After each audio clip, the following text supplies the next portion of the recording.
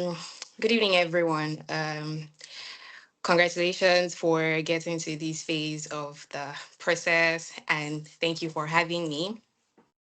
So, my name is Yeneochia Agbor, but everybody calls me Yeno, and I am a PTDF scholar from the 2024/2025 year. I'm currently doing my MSc in toxicology here at Heriot Watt University in the UK. My background, I have a BSc in microbiology, actually, and I did my interview in Abuja last year. To be honest, everything that everybody has said before me is quite true. The only difference between my scenario and theirs is that I didn't know I was going to have the interview up until 9 a.m. of the day of my interview. So I didn't have time to prepare. And to be honest, I don't really remember what I wrote in my SOP. And I kind of like that everybody has made emphasis on the fact that prayer is very important because I prayed. I had applied for a similar scholarship the year before and I didn't get it. And so when I applied for PTDF, I didn't really pay attention to it. I just applied for applying sake. And when, for some reason, I checked my email on the day I was supposed to have the interview around 9 a.m., and I found out that I was scheduled for the interview by 12. If you know anything about Abuja, you know that everywhere where is far from everywhere. My office was in Asokoro, my house was in Lugbe, my interview was at PTDF office. And so there was everything went wrong for me that day between going home, getting my documents, and then going to the office. But I arrived in time. Regardless of the time I got there, I didn't get to do my interview up until 6:30 p.m. in the night. So I just want to say, brace yourself. You might be there longer than expected. So eat and be prepared to stay there long because you might have to stay there. I got there by 12. I had my interview by 6:30 in the evening. Same thing that everybody said. There were three people who interviewed me, two men and a lady. Um, and for some reason, I wasn't asked any of the questions that any of my colleagues have said that they were asked. I was only asked to tell them about my background. So I honestly just told them that I had a BSc in microbiology. I think the only thing that helped me would be that I was valedictorian of my sets. And that was the only thing I had going for me. So I also mentioned that I had co authored in a couple of articles with my lecturers, maybe two or three, but they didn't really ask me for proof of that, to be honest. They just said, okay. And then I did get asked the professional association question or which of them that I belonged to. And to be honest, I didn't belong to any. So I just told him that I didn't belong to any. And he was like, why? And I said, I don't know why. And then they went further, they went through my documents. And funny thing is they didn't use any of the documents that I printed and went with. They all had their hard copies. My panel had their hard copies. So they just went through the copies that they had, not the ones that I had with me. And then they asked me, so I applied to do data science because I wanted to, but not data science, not the regular data science, bioinformatics actually, because for me it was about bioremediation for to help clean oil spillages and whatnot. That was what was in my SOP. That's what I applied for initially. But the man who interviewed me said that asked if I had a computer science background, and I said, well, most of the things I learned on my own, and I had proof of that. I explained to him how I learned coding and everything by myself, and I was like, that was the knowledge I was going into. And then he started to advise me. And like Nafisa said, just don't argue. So I took his advice and I listened to his advice, really. And he told me that if he were to advise me that if I got the scholarship, I should change my course from data science to a course closer to my field, which is why I'm currently doing toxicology right now, which is closer to microbiology in some sense. And I said, okay. And then after that, my interview was quite short. That was really the end of my interview. After he advised me and I told him that I would consider it. And he said, okay. I didn't get asked about my school. I didn't get asked about any of those things. That was pretty much the process that I went through in my interview or the kind of questions that I was asked. I was very nervous, to be honest. That's how I felt because, like I said, I only found out by 9 a.m. that day. So I just told God that He should please grant me favor because if they were going to ask me any question about my SOP, as at that point in time, I hadn't had the time to read it between running up and down to get my documents ready. So I was really nervous. But when I started talking to them, I just told myself, I always tell myself this, they don't know me. And even if I fumble, they will never know me. I will fumble and I will go home. And I think it helps release the tension. It helps ease the tension for me because they don't know me really. And so the minute I told myself that, I was calm. And I was like, well, if I don't have the right answers, they'll probably never meet me in my life anymore. And we move. Even if I come back next year, they will still not remember me. I'll probably not meet the same people. And I think that's the mentality that you should have. Nobody's going to beat you. That's what it is. And it's while we all want to succeed, they really don't know you. So you're just putting your best foot forward and trusting that God would see you through. So don't go with any undue pressure. Basically, just let everything go. It's that's how I went through my interview. And I was very respectful, I like to think, and I smiled a lot. I felt like there was no point in me frowning. It was 6:30 and we're all tired. I and the interviewers. Yes, you should go early. I advise you to go early, please. It helps with the nervousness. Like that I was there by 12 helped me because I had conversations with other scholars, and I felt calm by the time I had spoken to a bunch of people there. So please go early. Don't but when you go early, prepare to stay late.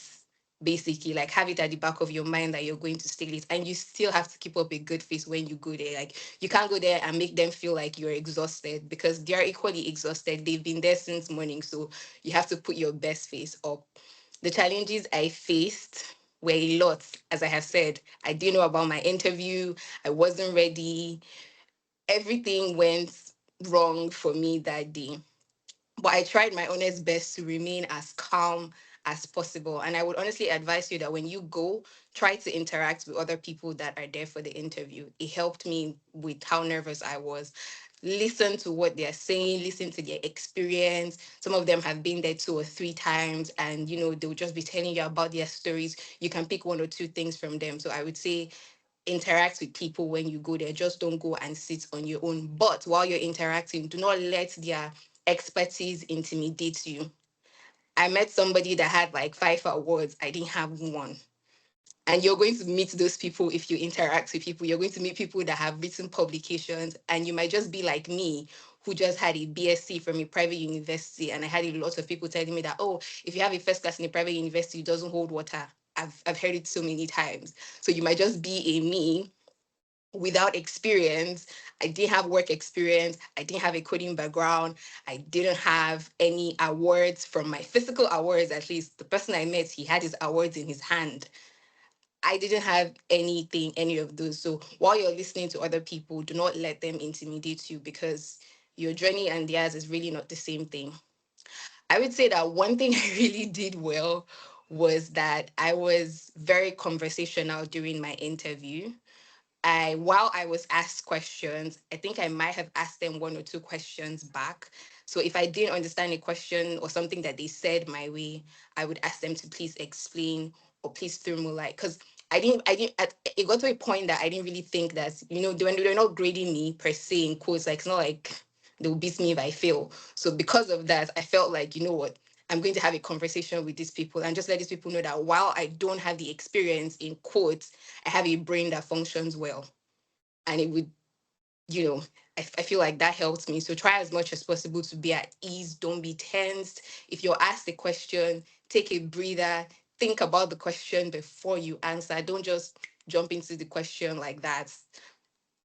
The steps I took to prepare, like I said, I didn't really have any preparations, honestly, other than I made sure at least that I printed all my documents. The funny thing is, I didn't even have to use them at the end of the day, but I advise that you have all your documents, have 2 to 3 copies of each if you can, because Nigeria can be funny and you might just meet somebody or you might just be faced with a panel who each wants a hard copy for themselves. So if we have panels of 3, I advise that you have at least 3 copies of each document ready just in case.